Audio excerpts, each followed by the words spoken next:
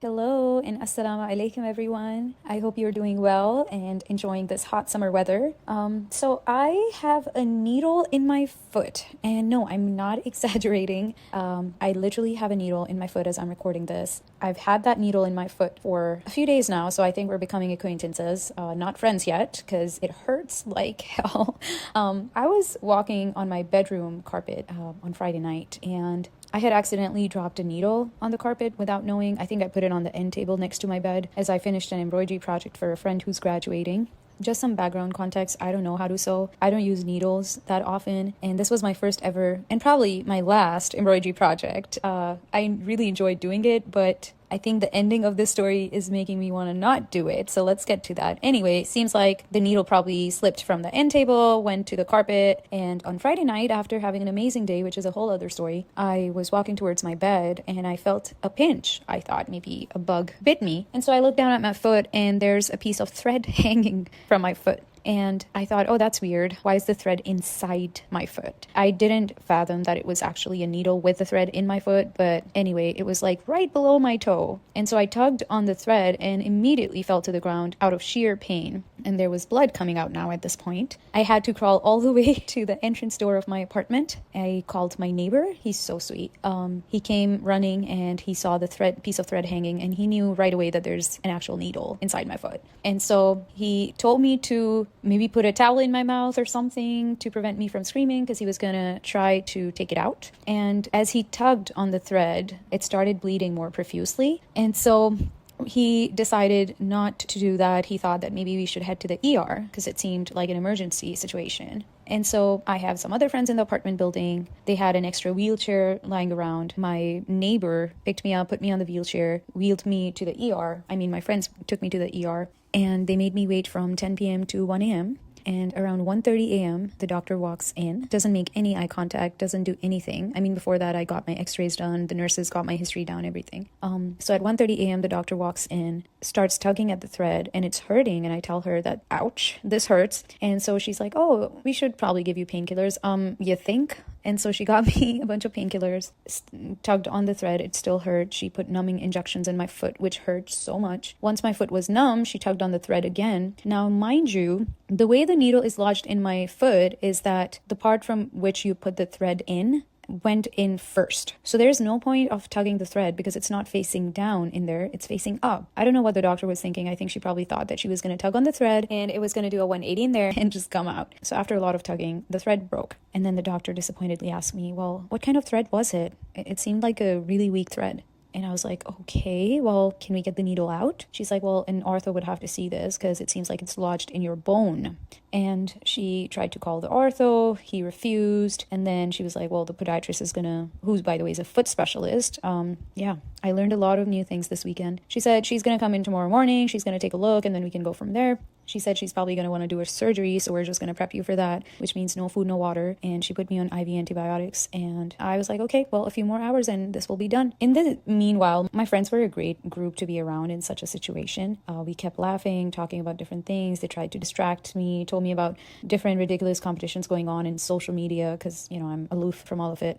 So then I told my friends to head back, and this was around like 3:30 a.m. And then I waited until the morning till the podiatrist came in. And so the podiatrist comes in, takes a quick glance at my foot. She said, it looks good. This can probably wait for an outpatient surgery, so you'll be fine. And she told me to schedule a consultation appointment with her first on Monday, and then we can discuss surgery schedule and take it from there, which I found so ridiculous. It's just taking the freaking needle out of my foot. It shouldn't be that hard. But here's what she said. She said, on the weekends, we only treat life or death situations. So she said that since this is not a life or death situation, I should probably head back. And she said, if you had come in on Tuesday, we would have operated right away. And I was like, sure, next time I put a needle in my foot, I'll make sure it's a weekday and not a weekend. It was the most ridiculous stuff. But I understand that on the weekend, there's more accidents, more parties happening, more drunk people. I understand all that. So I just decided to go back defeated with the pain. She told me to just take over-the-counter Tylenol and go from there.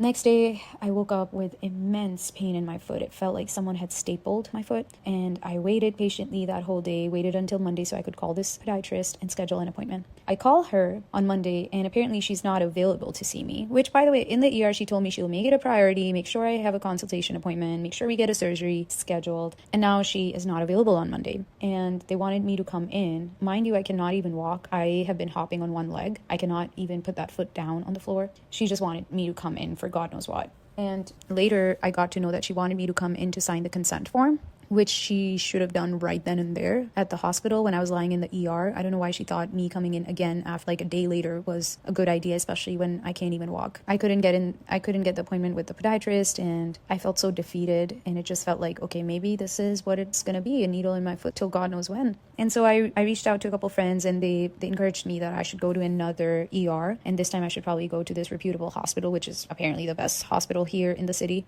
And I went there around 11 a.m. They made me wait till I think 3 or 4 p.m. before the doctor saw me. The doctor saw me. He said the foot looks good. He said, this is going to need a surgery. He said, this could wait a few weeks and you should be fine. There are no signs of infection. This is because the previous podiatrist had prescribed to me with antibiotics. Again, I was told this is not life or death. It's not that bad. It should be okay. He said, usually we don't even have podiatrists on call, so it's going to be fine. You should just head home. And as soon as he left, I started crying my eyes out. Because here I was, sleep deprived for the past few days with a needle inside my foot, which was causing me like immense pain. And I felt that every time I went to the ER, I wasn't taken seriously and I didn't feel human. And the doctor talked to me in such a heartless way, but my standards for the ER doctor were so low, so I took that as good. Because the last ER doctor didn't even make eye contact and just started tugging the thread. So I was like, oh, this is a good doctor. He's sitting down talking to me, but it felt like he had zero compassion in his eyes. And so after he left the room, I started crying. He came back and he's like, oh, is this reaction because you didn't like the outcome? And I'm like, yes, I would really want someone to just take the needle out of my foot. I'm in so much pain. Oh, we'll get you a shot of painkiller. You'll be fine. And I was like, well, that's not what I want. I want this needle outside of my body ASAP. And so he went like, oh, well, we usually don't have podiatrists on call, but I'll check. And just so you know, people live with bigger things inside their bodies for their entire lives. People live with bullets inside their body. So this is just a needle. At that moment, I wanted to take the needle and put it inside his foot and watch him squirm in pain and just tell him it's just a needle. But of course, those were my intrusive thoughts and I wasn't sleep deprived enough to act on them. And also there was no needle in my side. I'm just kidding, but I was so frustrated by that point. And then he came back and he said, oh, there's no podiatrist available. So you just call this number tomorrow, book an appointment. I left the hospital feeling very defeated. Thanks to my really good friend who was there for me during that car ride, I was so depressed and she tried to distract me and she tried to uplift my spirits. And after a good cry session and a good milk tea, I felt slightly better. And then we came home and then I counted down the hours till 8 a.m. Again, you know, the pain was unbearable. Would wake up in the middle of the night shaking because of the pain. And then I also had a panic attack because I think there was no light at the end of the tunnel and that was giving me so much anxiety. So anytime I would have immense pain, I would get a panic attack. So this was my second panic attack in the past, 3 days. Thanks to my friend who was there for me throughout the night. She held my hand. She made sure she was taking care of me in the best way possible, tried to soothe me. So a friend of mine had actually reached out to this podiatrist through another friend and told him to take a look at my case. And so the next day when I called the podiatrist, he had already prioritized my case and had me down for an appointment. And so I went for my podiatrist appointment and he asked me, well, why didn't you go to the ER? I told him, well, I went twice and no one did anything about this. And he was like, oh, wait, where were you yesterday? And I told him the location of that ER. He was like, wait, you were at XYZ address at this hospital? And I'm like, yep. And he said he was the on-call podiatrist in that hospital during that window of time. And that made me furious. So he was actually there. He said, I never got notified. I never got paged. I was on call. And usually on Mondays, I do surgeries. So I was there and my afternoon was wide open. I could have easily taken this out. This is a 10-minute procedure, so it wouldn't have taken that long. Well, I was super mad at this point, but I asked him, okay, what's my next steps here? Like, instead of looking back and getting angry, I just want to look forward. And so he scheduled me for surgery next week on Monday. Now I'm just counting down the days until I get this needle out of my foot.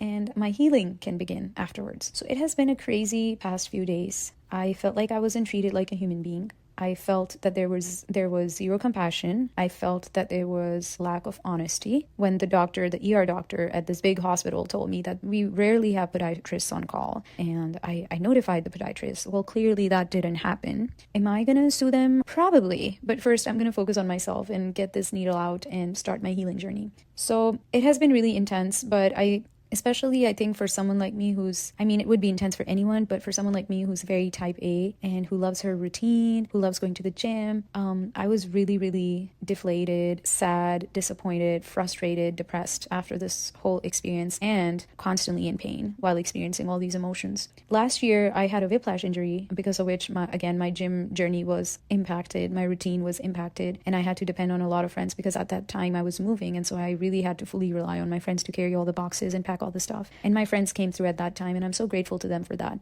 And then after that, I was very careful with how I treat my body, because I was like, health is everything, and I'm not gonna put myself in a position of danger so that my health gets impacted, which then impacts my routine and my lifestyle. And so I think what Allah taught me through this experience is that even if you're being careful, you can still get hurt in the safety of your room.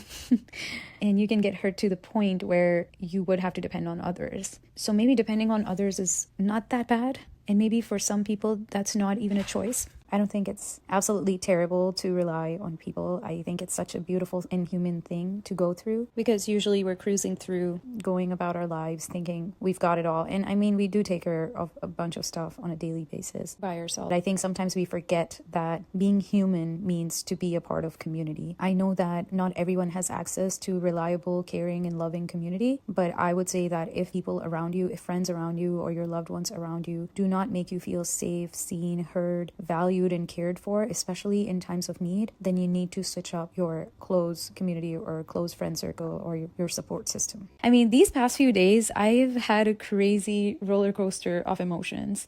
There are moments in which I feel immense gratitude. I look around and I see all my loved ones who came through, who not only spent their valuable time with me, but would also go above and beyond and make an extra effort to make sure that I'm comfortable. And they're basically helping me exist. And I'm so grateful to them for that. I'm grateful to them staying with me in the hospital till like 4 a.m. that day, letting go of their sleep, their own health, and making sure that they spend that time with me and not just like sit there and do nothing, but more like distract me from the pain and talk about different topics and help me keep a positive outlook on the whole situation and help me curb my anxiety. I felt so much gratitude, and then at the same time I was also feeling so helpless and so dependent, and I was also feeling depressed, and I was also feeling like, okay, is this ever gonna end?